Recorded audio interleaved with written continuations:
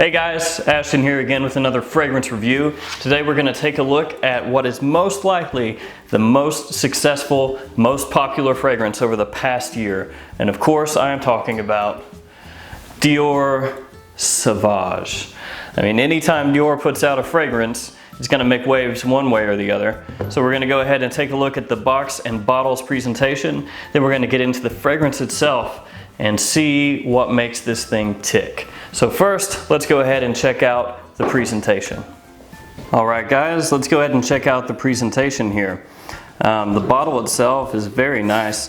It's got kind of a fade in coloration from dark blue down to clear here at the bottom. Sauvage Dior, written in font on the front obviously.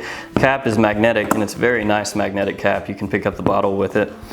You have the CD for Christian Dior on the bottom of the bottle. Cap itself also has CD at the top, which changes depending on how you hold it. There's a little Christian Dior B on the inside of the cap, which I don't think you can make out. Well, maybe slightly. It's right on the inside of the cap. Christian Dior CD imprinted on the atomizer, and these are fantastic. Obviously, you can control exactly how much you want to spray out. Dior has pretty much the best atomizers in the game.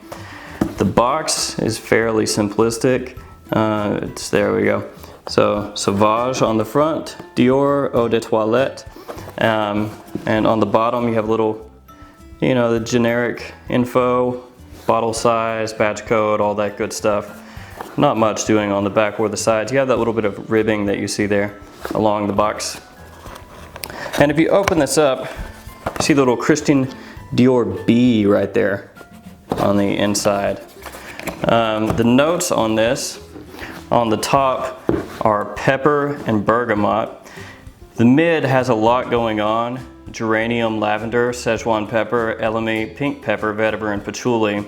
And the base is cedar, labdanum, and ambroxan. Despite the huge amount of notes in this, which we'll go into, you really only get in a great amount a few of those notes. Not that there's anything wrong with that. But that is the presentation for Dior Sauvage. It's a nice classy bottle. It'll look good being presented on your shelf, cabinet, however you do it.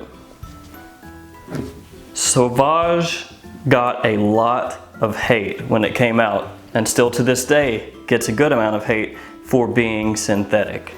But in this circumstance, I don't think it's really a bad thing.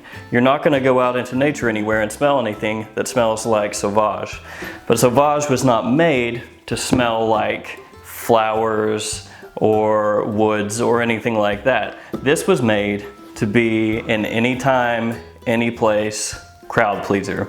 You can wear it day or night. You can wear it winter through fall. You can wear it if you're young, if you're old. You can wear it casual. You can wear it dressed up.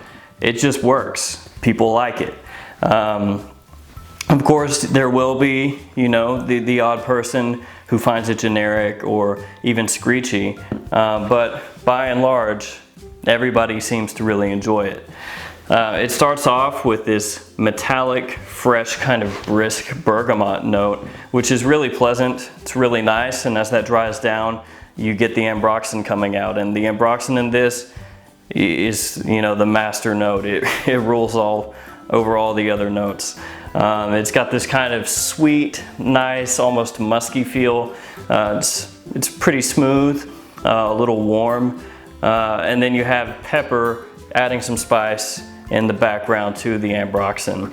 Like I said, this is made to be a mass market crowd pleaser, and that's what it does. It's the same way that Bleu de Chanel was made. It's the same thing that Mr. Burberry was going for. And honestly, from these three, you'll probably get more compliments from Sauvage than the other two. Not that I necessarily like this one more, it's just that's how it is.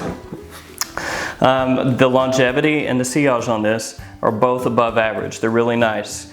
You get good performance. It'll last 8 hours. You get what you pay for. Dior is, on the upper end of designers. 100 mils goes for $89, I believe. And it's pretty hard to find it discounted too much more than that. Otherwise, you risk getting a fake from somewhere else.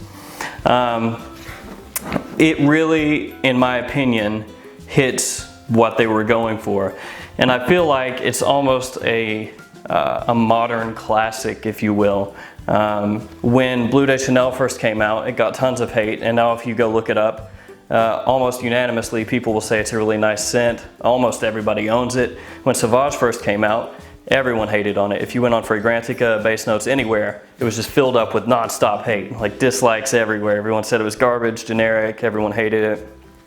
As more people actually began to smell it on their own and kind of jump off of that hate train, you know, everyone's tune started to change. You'll still get some people that hate it and say it's generic, that's too synthetic, whatever.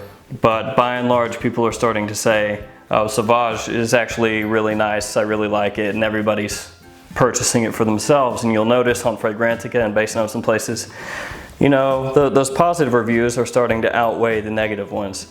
It's just, I guess, not what people were expecting, or maybe not what some people in the fragrance community were wanting when they released it. Myself, the first time I smelled it was actually on a magazine tester, and when I smelled it, I thought it smelled great. It smells a little different than when you smell the fragrance itself. Those testers are not really all that reliable, but I thought it smelled great, so I had no clue what anyone was talking about online. I went to Macy's, picked up a bottle myself, and it's the same bottle I have now. I've had it ever since, so I've used about half of it. You can use it anytime and you'll get compliments. If that's what you're after, if you're a guy that wants to buy cologne simply to get compliments and to smell nice for other people, then this is right up your alley.